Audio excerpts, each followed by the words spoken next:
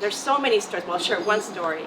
A few years ago, we had our team, this was in Wayne, we had met a gentleman who was in bed. We were told that he doesn't have much time left. Went in and ministered to him, shared the gospel, and he refused. He refused. We prayed for him. We came back the following week, and he's alive, and big man. But by this time, he was like not eating like a couple of weeks, just only on water. And we shared the gospel again. And although he can barely talk, he was able to whisper that yes, he wants to accept the Lord. And our team, we surrounded and prayed for him, and he was able to repeat the Lord's Prayer, accepting Christ into his heart. The following week we came back, and lo and behold, he's alive. Praise God, right? And in our third visit, I have never done this. I'm not a pastor, but it was such a strong conviction to baptize him. So we took a medicine cup from the sink and baptized him, and explaining to him that now that you've accepted Christ, this water baptism represents the living water of Jesus, who heals you and who washes you of all of your past sins, and that you are free to go to heaven because you've accepted the Lord. And so that was our third visit. The following week we came back, he had passed away. But we were so stunned and so blessed by a letter that was left for our team. And the letter was written by his daughter, telling us that her father, that she was told that her father had accepted Christ. And her testimony was this, that her father is a Holocaust survivor who had a lot of pain inside of him. And as a result of that, he was not a good husband and not a good father. And when she was young, she had run away from home from him. And when she ran away, she went to her friend's house, and her friend's mother was a Christian who ministered to her, and she became Christian. So she's a proud Messianic Jewish woman. And she said to me that she's been praying for her father's salvation for over 3 decades. Like, I don't remember exactly, 34 years. And she was just in the letter thanking the team for coming out. And we all just praised God for such a privilege to be able to be used in that moment. What did we miss during the pandemic? Missed opportunities of ministries like that. But at the same time, I know that many of us who were serving and were unable to serve, we prayed. We prayed asking, the Lord, the God that says, in this world you will have trouble. But Jesus says, I have overcome it all.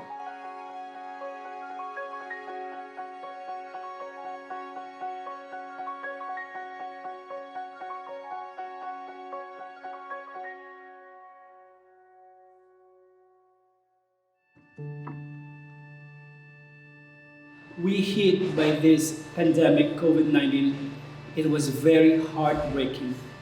Seeing the residents stay in the room, isolated, not able to do things, not able to see anybody to make them feel good and happy about themselves. It was really so much to take from them. They had only us, 24/7. And we lost some people on the way. Some people unfortunately died. It was emotional for people who worked in nursing home at that time. It was most emotional. It was heartbreaking.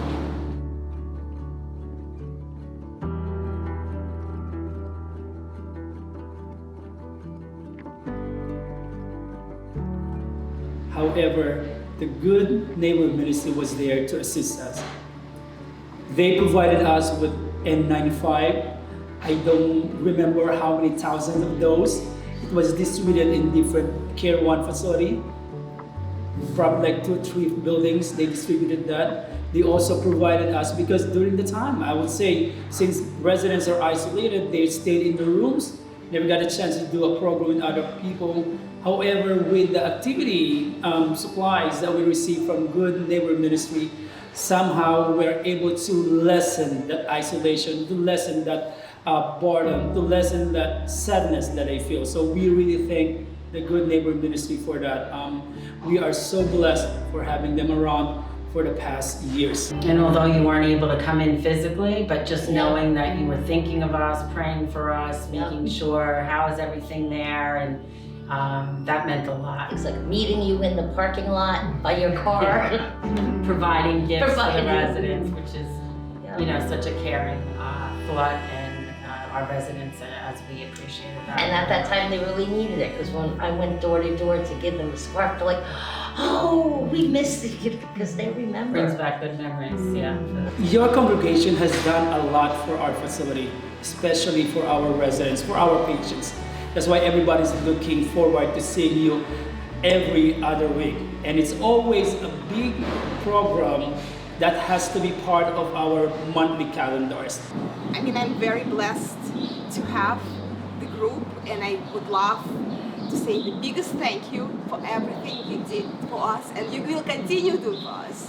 The fact that you are back in the community, sharing the ministry, being a support to the residents who, as you mentioned, June, maybe cannot get to some of the religious services that they wish to go to.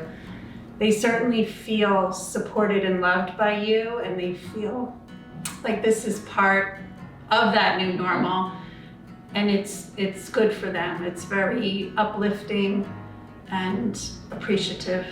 They need to feel loved, they need to be connected, and that's what the ministry provides. Keep on praying that you will be there to be part of our everyday living. The Good Neighbor Ministry will be there to cater to our residents, to our patients, and to all the staff, including myself, because without you, we are not going to be able to make it in this hardest time. Our group on Wednesdays have grown a lot. And they're just so I look forward happy. to Wednesdays. Wednesdays, such They a do. special day to them. And I mean, even singing them happy birthday when it's their birthdays, it means so much to them. Asking them who their sunshine It is, yeah. giving them an opportunity to partake in the service. I know myself, my office is right off the entryway there where you guys perform and teach and pray, and it's very comforting to me as well to be here at my job every day and just hearing your voices. So thank you for that. Thank you for being our good neighbor. Yes. The God's people are called to connect with Jesus, for He is the cornerstone of our faith. But also God's people are called to connect with one another. During the pandemic, it made it very difficult for us to stay connected to Jesus and to our godly community. I think especially for the nursing home residents, that was a huge obstacle. But with God's grace, that we were able to find ways to connect with our residents. And I am grateful for all the volunteers' hard work to make that possible, to stay connected. Just want to share with you all that are listening that you have hands and feet, and Jesus says He wants to use your hands and your feet. He wants to use your physical body to embrace, to speak, to be present. Just being present is powerful. You know, just being physically present, to touch their shoulder, flip pages, look at them and smile.